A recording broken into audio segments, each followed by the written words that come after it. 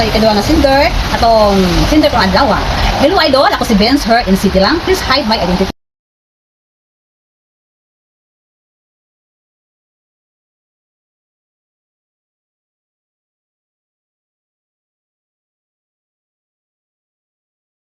Disclaimer, the advice given is based on my personal perspective and should not be considered as professional, legal, medical, or psychological advice.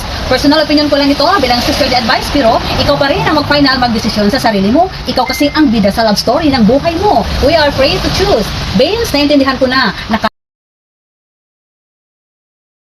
Mahalaga na alamin mo muna ang iyong tunay na naramdaman and stay with yourself. Tanungin mo ang sarili, bakit ko ba talaga siya gusto noong una? Ano ang naramdaman ko ngayon? Kung naging malinaw sa iyo na pera o convenience lang ang motibo mo, kailangan mong tanggapin ito ng may integridad. Be honesty with her. Kung wala kang genuine na pagmamahal o respeto sa kanya, unfair na ipagpatuloy ang relasyon para sa interest lamang.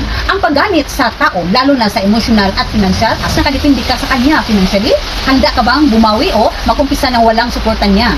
Kung may emotional attachment siya sa iyo, paano mo ito haharapin ng may kompasyon? Learn from this. Gamitin ang experience para maging mas aware sa iyong mga hangarin sa susunod na relasyon. Ang tunay na pag-ibig ay hindi dapat nakabatay sa edad, tira o convenience. Kung desinido ka ng umalis, gawin ito ng marahan at may paggalang. Huwag bigla ang maglaho ng walang paliwanag. Bigyan mo siya ng closure kahit simpleng pag-amin na hindi ka na masaya. Remember, lahat tayo nagkakamali, pero ang pag-amin at pag-ayos nito ang nagpapakatao sa atin. Kung kaya, bawiin mo na ibang paraan, halimbawa, financial repayment kung kailangan, at magpakatutuos sa susunod. Kung desinido ka ng umalis at gusto mong gawin ito ng maayos, narito ang mga konkretong hakbang na maaari mong gawin. Ihanda ang sarili, mentally and financially, mag-ipon muna kung nakadepende ka sa kanya ang lifestyle mo. Huwag umalis na walang backup plan. Tanggapin na may consequences. Humanap ng tamang oras para kausapin siya. Piliin ang lugar, private at neutral, hindi sa kanyang bahay o sa lugar.